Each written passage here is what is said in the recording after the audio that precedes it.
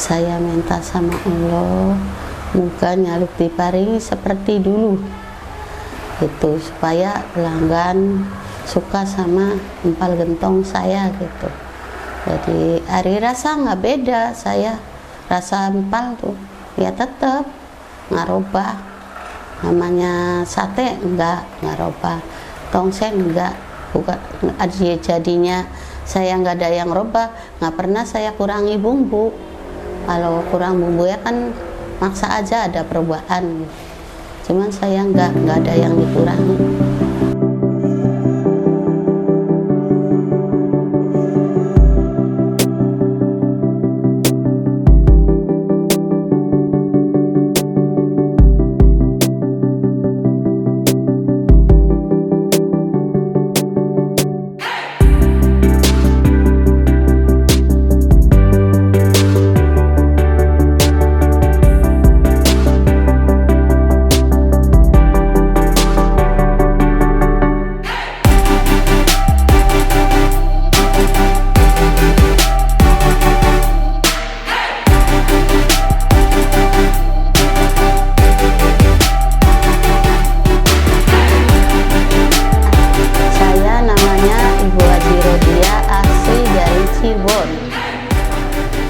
Ini alamat warung saya Bu Haji Rodia di Argolis depan Hotel High. Saya mulai jualan empal gentong dikasih resep, diajari sama kakak saya yang pertama tuh.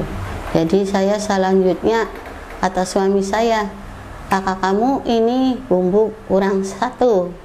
Kata suami saya, udah kamu tambahin bumbu ini supaya langganan ya mantep gitu rasanya. Ya alhamdulillah, kata suami suruh nambahin. Jadi beda sama saudara saya sama kakak saya yang paling tua, gak beda rasanya. Soalnya ada tambahan bumbu satu tuh Pak. Jadi aslinya dari resep kakak saya tuh begitu gitu. Jadi kata suami saya, dikasih ini supaya beda rasanya gitu. Jadi alhamdulillah dari Cirebon kota sama saya, bukan saya yang ngalem tuh Pak, yang ngalem yang orang beli itu dari Jakarta, dari Bandung, dari Tangerang, dari Surabaya, dari Sumatera. Alhamdulillah banyak Bu Haji Rodia empal gentong banyak. Cuman saya pengennya sama Bu Haji Rodia aja, dari Sumatera, dari mana-mana tuh. Soalnya beda rasa gitu kata beliau. Saya buka empal gentong di Indramayu Kota 15 tahun.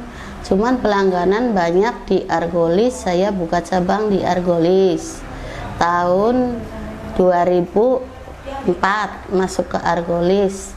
Saya ini di Argolis alhamdulillah ada kemajuan. Jadi di Indramayu Kota saya tutup.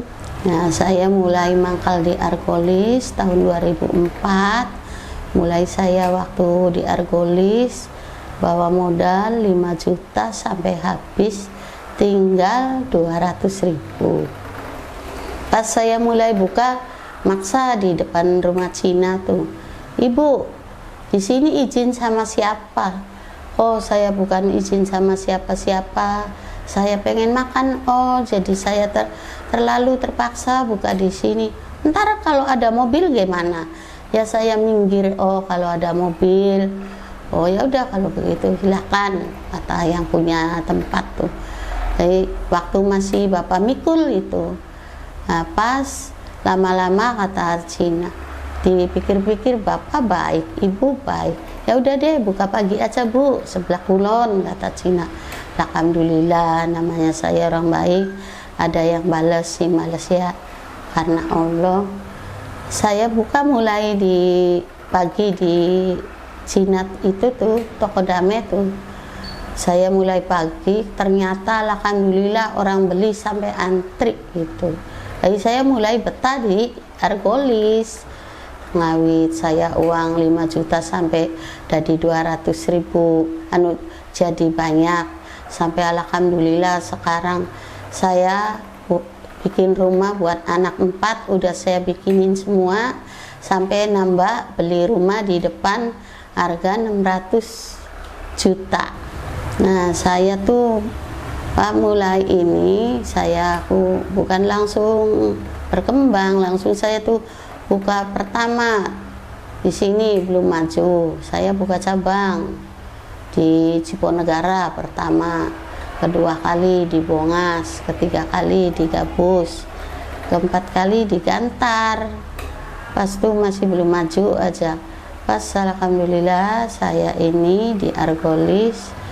Waktu itu omsetnya 4 juta satu hari, pelangganan terlalu banyak, 4 juta, 3 juta setengah paling kecil. Pas sekarang apalagi 4 juta, 2 juta aja nggak nyampe, paling 1 juta ke atas sehari-hari ini waktu Singawit corona nggak boleh makan tempat sampai sekarang. Paling tinggi kalau rame 2 juta lebih itu. Nah, kalau omset 1 juta lebih, untungannya nggak besar, Pak. Paling untungnya 200-300. Kalau waktu lagi saya dapat 4 juta sih, Pak, ya alhamdulillah 2,5 juta nyampe keuntungannya. 1 bulan bisa dapat 60 juta. Lagi waktu maju 4 juta tuh. Sekarang sih 200-300, ya karyawan udah selesai tuh. Kalau waktu sekarang jadi untungnya segitu. Mana ya supaya saya pengen pelanggan datang lagi semua, ya saya minta dipromokan, minta diajak kenang. Saya minta sama Allah moga nyaluk diparingi seperti dulu gitu, supaya pelanggan suka sama empal gentong saya gitu. Jadi hari rasa nggak beda, saya rasa empal tuh ya tetap nggak robah. Namanya sate nggak robah, tongseng enggak, bukan jadinya saya nggak ada yang robah, nggak pernah saya kurangi bumbu. Kalau kurang bumbu ya kan maksa aja ada perubahan gitu. Cuman saya nggak ada yang dikurangi. Saya pengen narik pelanggan supaya jangan robah. Saya nggak pernah ngurangi bumbu, segala apapun saya tetap bumbu, supaya ya bumbu, supaya pelanggan jangan robah, beda rasa enggak. Saya nggak ada yang dikurangi. Cuman ya alhamdulillah bukan saya yang ngalem, bukan saya yang rasakan enak, yang pelanggan saya sendiri yang rasa menang tuh. Bu Haji Rodia, saya tuh di jalan nggak banyak empal gentong tuh, cuman saya nggak mau, pengennya sama Ibu Haji Rodia aja. Soalnya ini rasanya beda, sama beda jauh gitu. Kata pelanggan dari Cina Jakarta, Cina Bandung, ya mana-mana lah. Cuman sekarang tuh ya nggak tahu ya apa namanya usaha begini, banyak makanan di luar. Jadi saya sekarang tuh sudah kurang. Waktu mulai buka empal gentong asli Cirebon kan daleman tuh as ya. Cuman pelanggan saya jangan dikasih daleman, kalau beli daging aja. Ya udah berapa tahun lah, ada 5 tahunan. Saya as Cirebonnya daleman saya nggak pakai.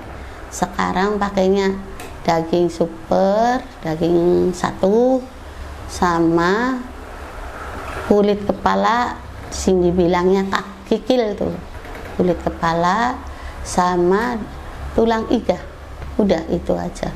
Namanya disebut daging empal gentong, daging super, pakainya daging satu. Nah, saya punya karyawan 4. Ini yang saya tepek kepercayaannya itu 1 orang Wonogiri, namanya Ami.